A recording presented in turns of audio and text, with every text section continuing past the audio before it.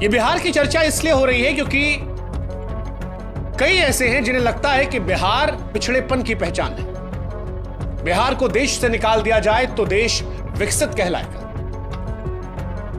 इस देश में इन मैडम के जैसे कई लोग हैं जिन्हें बिहार से घिन आती है, जिन्हें बिहार से शर्म आती है, और ऐसे में हमें लगा कि हमारे देश के एक महत्वपूर्ण प्रदेश बिहार के बारे में आज लोगों को रूबरू कराएं। नमस्कार, मेरा नाम शुभांकर है और मैं उत्तर प्रदेश का रहने वाला हूं। लेकिन आज मैं आपको बिहार की कहानी सुनाऊंगा, बिहार के इतिहास से रूबरू कराऊंगा, बिहार के वर्तमान के बारे में आपको बताऊंगा, और वो तमाम लोग जिन्हें देश में बिहार के नाम से घिन आती है, बिहारियों को देखकर शर्मिंदगी महसूस होती है, या बिहार को वो पिछड़ेपन की नजर से देखते हैं, उन्हें आज ये वीडियो जरूर भेजिएगा।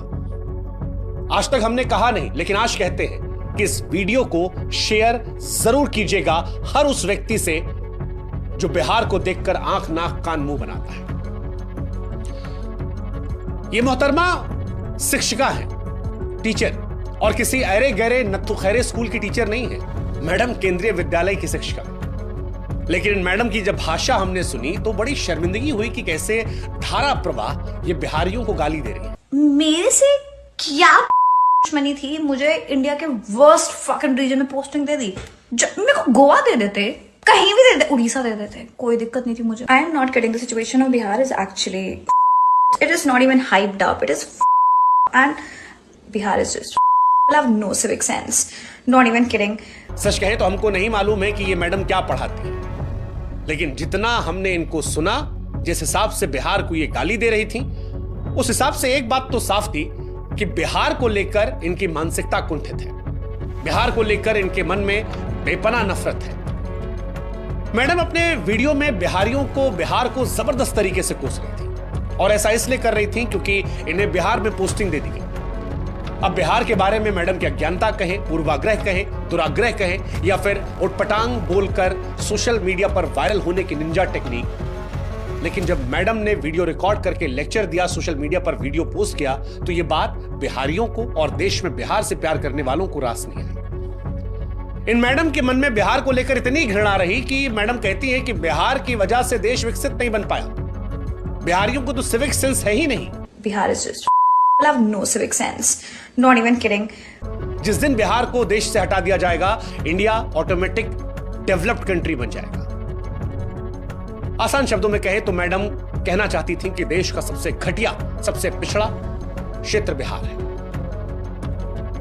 फिलहाल मैडम, जिनका नाम दीपाली शाह है, उन्हें सस्पेंड कर दिया गया है, लेकिन सस्पेंड उस सोच को करना है, और आज इस वीडियो के माध्यम से उस सोच को हम सस्पेंड करेंगे। उस सोच पर हम प्रहार करेंगे जो बिहारियों को घिनौनी, गंदी, पिछड़ेपन की नजर से देखता है। इसलिए आज मैडम, हमारा आपको जवाब है। हमें नहीं मालूम मैडम कि आपने बिहार के इतिहास को कितना पढ़ा है, लेकिन आज हम आपको और आप जैसों को जो बिहार को पिछड़ा सोचते हैं, उन्हें बिहार से रूबरू कराते हैं। मैडम, आप जानती हैं, प्राचीन काल में बिहार जो है वो विशाल साम्राज्यों का गढ़ रहा है। शायद आपने मौर्य साम्राज्य के बारे में सुना हो, आप तो टीचर हैं। गुप्त साम्राज्य के बारे में सुना हो, शायद आपने चंद्रगुप्त मौर्य, समुद्रगुप्त, चाणक्य के बारे में सुना हो, शायद आपने पाल साम्राज्य के बारे में सुना। अच्छा चलिए, नहीं सुना कोई बात नहीं, आप तो शिक्षिका है ना। नालंदा विश्वविद्यालय के बारे में तो जरूर सुना होगा, क्योंकि एक जमाने में पूरी दुनिया को नालंदा ही शिक्षित करता था। विक्रमशिला विश्वविद्यालय के बारे में तो सुना होगा, बौद्ध शिक्षा के प्रमुख केंद्रों में से एक था, जहां पर तंत्र, विज्ञान, धर्म और दर्शन पढ़ाया जाता था।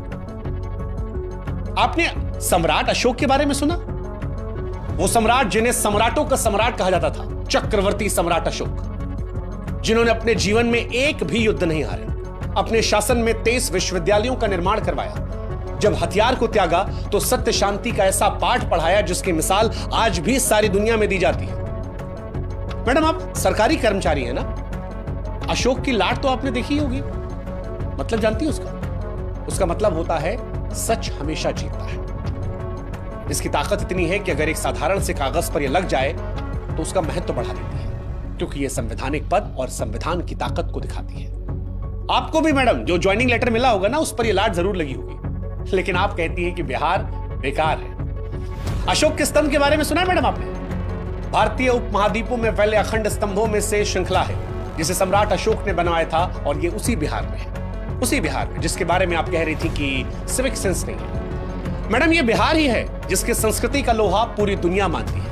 यही की भोजपुरी, मैथिली, मगही, तिरहुत और अंग संस्कृतियों का मिश्रण है। मधुबनी पेंटिंग के बारे में मैडम जानती है, इसी बिहार की है। चलिए बाकी सब छोड़ दीजिए। आजकल बड़ी चर्चा चल रही है मखाना को लेकर। हमारे देश के प्रधानमंत्री मोदी जी ने अभी कुछ दिन पहले कहा था कि मखाना जरूर खाया कीजिए। मैडम, क्या आप जानती हैं कि सबसे ज्यादा मखाना जो है वो बिहार में होता है और पूरी दुनिया में यहीं से जाता है। चले मखाना ना सही, लीची तो खाई होगी ना, बड़ी मीठी होती है। थोड़ी सी जबान भी आपकी होती तो शायद बढ़िया होता, लेकिन लीची भी इसी बिहार से सबसे ज्यादा होती है। आपने मुंह उठा के बिहार को कोसना शुरू कर दिया, लेकिन काश कि बिहार के बारे में थोड़ा सा पढ़ लेते।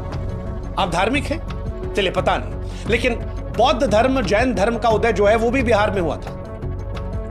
दुनिया में जब भी शांति का पाठ पढ़ाया जाता है तो गौतम बुद्ध का नाम आता है। क्या आप जानती हैं मैडम कि गौतम बुद्ध जी को ज्ञान की प्राप्ति इसी बिहार के बोधगया में हुई थी। महावीर स्वामी जैन धर्म के 24वें तीर्थंकर भी इसी बिहार के वैशाली जिला में पैदा हुए थे। यानी बिहार जो है मैडम वो बौद्ध और जैन धर्म की जड़ें हैं, सारी दुनिया में प्रसिद्धि है। अच्छा चलिए बहुत पीछे नहीं जाते हैं, थोड़ा नजदीक आते हैं। 1857 की क्रांति के बारे में तो मैडम सुना ही होगा आपने, हो सकता पढ़ी भी हो। 1857 की क्रांति में बिहार के वीरों ने ही अंग्रेजों के खिलाफ बढ़ चढ़कर हिस्सा लिया था। चलिए किसी को ना जानती होंगी, सैलरी तो आता होगा ना मैडम, सैलरी में नोट पे जो बापूजी बने होते महात्मा गांधी जी, उनको तो जानती होंगी ना। हाँ, महात्मा गांधी जी ने भी आजादी की लड़ाई इसी बिहार के चंपारण से शुरुआत की थी, सत्याग्रह किया था। और यही सत्याग्रह चंपारण से शुरू हुआ था, वो बाद में अंग्रेजों के खिलाफ एक बहुत बड़े आंदोलनों में सीख रहा। मैडम, जिस बिहार के सिविक सेंस पर आप गंदे गंदे भद्दे भद्दे अश्लील कमेंट्स कर रही थी ना, उसी बिहार से निकला हुआ एक व्यक्ति भारत का पहला राष्ट्रपति बनता है। नाम तो सुना होगा आपने, डॉक्टर राजेंद्र प्रसाद। हाँ, डॉक्टर राजेंद्र प्रसाद, पढ़ा भी होगा, शायद पढ़ाया भी होगा, इसी बिहार के सीमांत से थे मैडम। जेपी का नाम सुना मैडम आपने? जयप्रकाश नारायण, एक ऐसा नेता जिसने बिहार की भूमि से एक ऐसी चिंगारी जलाई थी जो दिल्ली पहुंचते पहुंचते ज्वाला बन गई और देश की प्रथम महिला प्रधानमंत्री इंदिरा गांधी जी की मजबूत सरकार का तख्ता पलट करवा दिया था। भ्रष्टाचार के खिलाफ आजाद भारत का जो सबसे पहला सबसे बड़ा आंदोलन था, इन्हीं जेपी की अगुवाई में हुआ था। आज देश में बहुत नेता मैडम जो जेपी के चेले चपाटे हैं, वो जेपी जी भी बिहार से ही थे। पता नहीं मैडम, एक शिक्षक होते हुए आपको बिहार की शिक्षा और साहित्य के बारे में कितना मालूम है, लेकिन हम आपको बता दे रहे हैं कि सिविल सेवा की परीक्षाओं में भी बिहार का हमेशा से दबदबा रहा है। हर साल बड़ी तादाद में बिहार के युवा यूपीएससी की परीक्षा को पास करते हैं और बड़ी तादाद में आईएएस, आईपीएस, आईएफएस बिहार से बनते हैं। दुनिया का सबसे पुराना हिंदू मंदिर जो है मैडम वो भी बिहार से ही है। अब भारत वो देश है जो दुनिया में सबसे प्राचीन मंदिरों और इमारतों को लेकर जाना जाता है। दुनिया भर से तीर्थयात्री भारत में इन मंदिरों को दर्शन करने आते हैं, लेकिन आप जानती मैडम सबसे पुराना मंदिर जो है वो बिहार के कैमूर जिला के कौरा क्षेत्र का मुंडेश्वरी मंदिर है।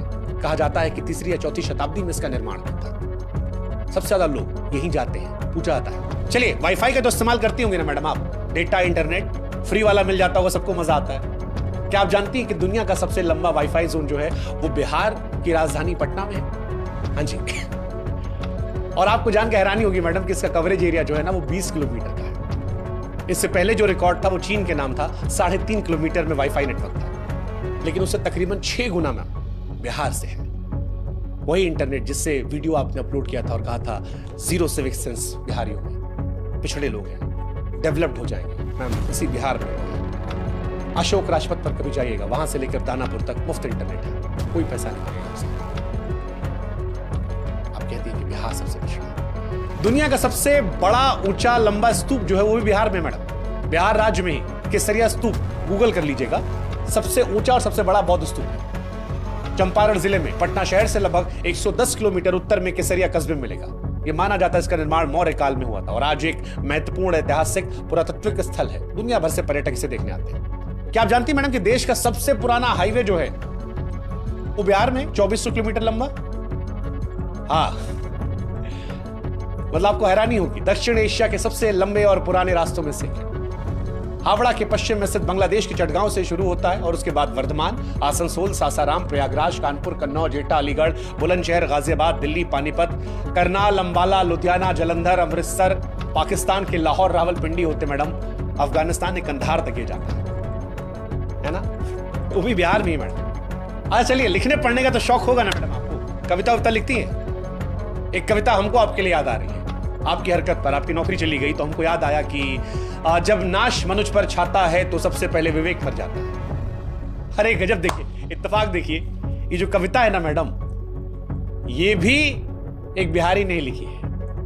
ये पंक्तियां लिखने वाले रामधारी सिंह दिनकर साहब बिहार के बेगूसराय के थे, जिन्हें राष्ट्र कवि का भी दर्जा दिया गया है ना। गजब मैम, आप पढ़ने लिखने की बात करें। देखिए वैसे इस कविता को आपको पढ़ना चाहिए और इससे अमल लेना चाहिए, सीखना चाहिए, और आप जैसे और भी जो लोग हैं उनको भी, कि जब नाश मनुज पर छाता है तब सबसे पहले विवेक मर जाता है।